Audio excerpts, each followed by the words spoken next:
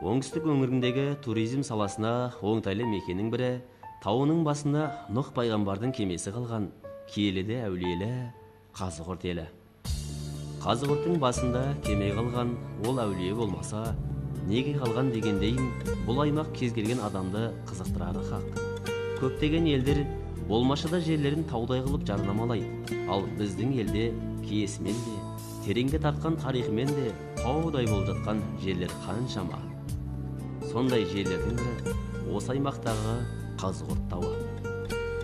Нұх пайғамбарымыздың уақытысында бүкіл жер жүзін топан су басқаны туралы аңыз көпшілікке аян. Нұх пайғамбар Алланың қалауымен кемесіне күллі тіршілік атаулыны салып, Қазығұрт тауының басына қайырлаған деседі. Бұл жердегі кемеге ұқсас бейнетас пайғамбардың кемесінің белгісі. Нұх пайғамбар кеме тоқтаған жерге қазы құрып, Қазығұрт тауының атауы да осылай дүниеге келген екен. Топан судан кейінгі тіршіліктің осы тұстан басталатыны аңызға арқау болған. Асанқайғы бабамыз жырлағандай, Қазығұрт Алланың мейірімі түсіп, шапағатын шашқан тау екен. Нұх пайғамбардың кемесі қалып, бар қасиет бойыңнан табылғандай тау екенсің. Жемісі көп. 안녕하십니까? 김정민입니다. 오늘은 탱그리 신화에 대해서 알아보도록 하겠습니다.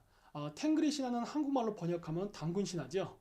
근데 이 단군 신화는 한국에서는 한웅하고 옥리에 대한 이야기밖에 모르지만은 사실 이 단군 신화는요, 유라시아 대륙의 여러 가지 이야기로 존재합니다. 그도 그럴 수밖에 없는 게 사실 우리가 얘기하는 단군, 즉 탱글이라는 거는 종교와 정치를 아우르던 지도자였기 때문에 그거는 어떤 신이란 개념이 아니었죠. 그리고 그러한 사람들은 여러 명이 존재했지 않습니까? 실질적으로 우리나라에서도 고조선의 실체를 주장하는 역사학자들에 의하면은 단군은 여러 사람이 있었다고 이야기하지 않습니까? 따라서 그 여러 단군들, 즉 탱그리들이 이 유라시아 대륙에 살면서 통치했던 시절에는 당연히 여러 가지 이야기가 존재했을 것입니다. 저는 그 중에 카자흐에서 출판된 탱그리 신화를 바탕으로 해서 한번 얘기를 해보도록 하겠습니다. 그래서 제가 가지고 그리고 소개하는 이 책은요, 주로 티베트와 파밀 고원의 탱그리 신화를 중점적으로 기록한 책입니다. 참고할 책이 바로 이 책입니다. PPT에서 제가 더 자세히 설명하겠지만은 책 제목은 예제그 카자흐스탄 미프제르라 그래가지고 옛날 카자흐스탄의 신화들이라는 제목입니다. 그래서 여기에 굉장히 많은 이야기들이 써 있는데요. 제가 전부 다 소개하지는 않고요. 이 중에 제일 처음에 나오는 부분에 천지창조 다음에 나온 이야기가 있거든요. 홍수설화라고 하는데 그 홍수설화에 대해서 소개해드리도록 하겠습니다. 자, 그럼 파워포인트 화면을 통해서 좀 더 자세히 살펴보도록 하겠습니다. 책은요, 아까도 보여드렸죠.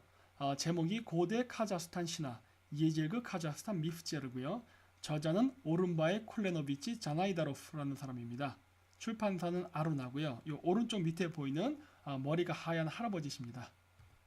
이분은 현재 파블로다르 국립대학에 재직하고 계신 것 같습니다. 제가 있을 당시만 해도 재직하고 계셨거든요. 근데 웹사이트에도 사진이 나온 걸로 봐서는 지금도 계속 근무하고 계신 걸로 추정됩니다. 이분이 쓰신 홍수 신화를 제가 보고서 제가 다시 한국에서 소개하게 된 겁니다.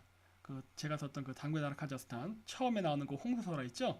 이 내용이 바로 아까 교수님이 썼던 내용을 제가 한국말로 번역한 겁니다.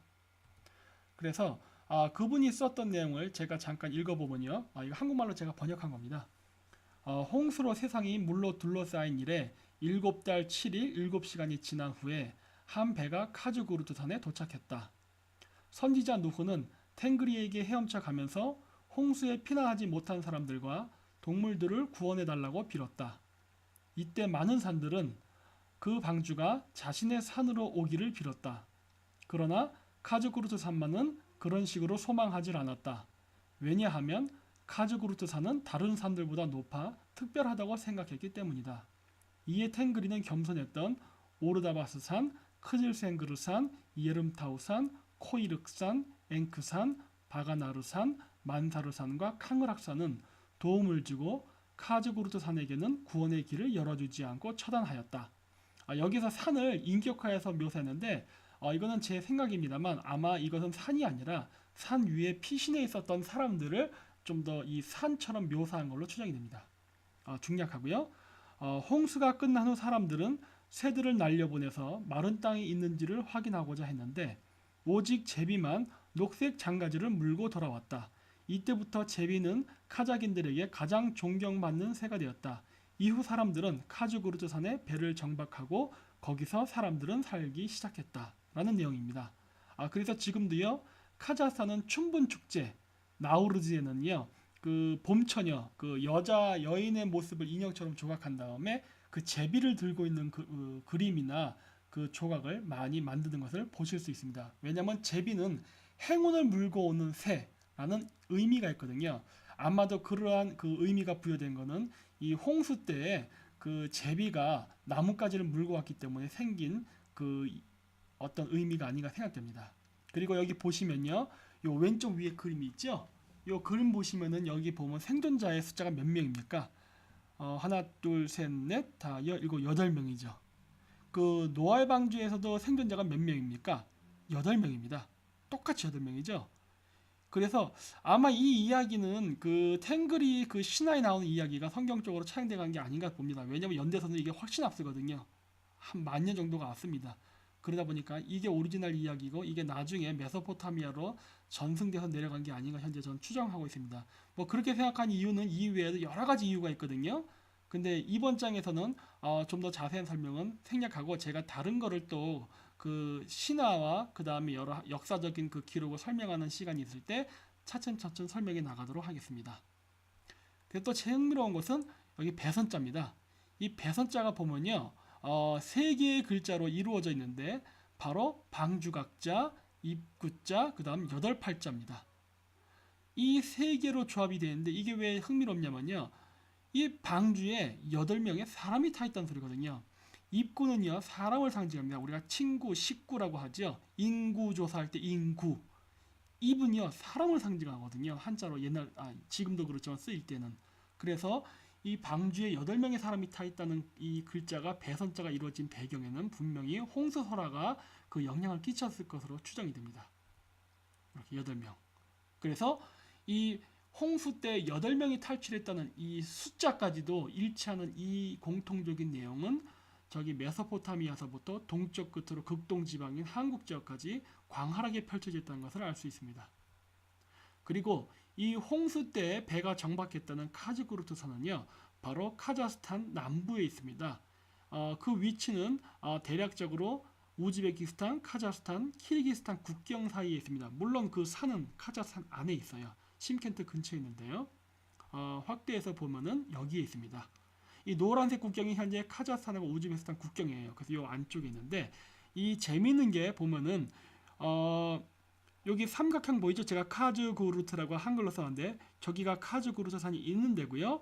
그 왼쪽 밑에 보면은 제가 한글로 써놨죠? 아타메켄이라고.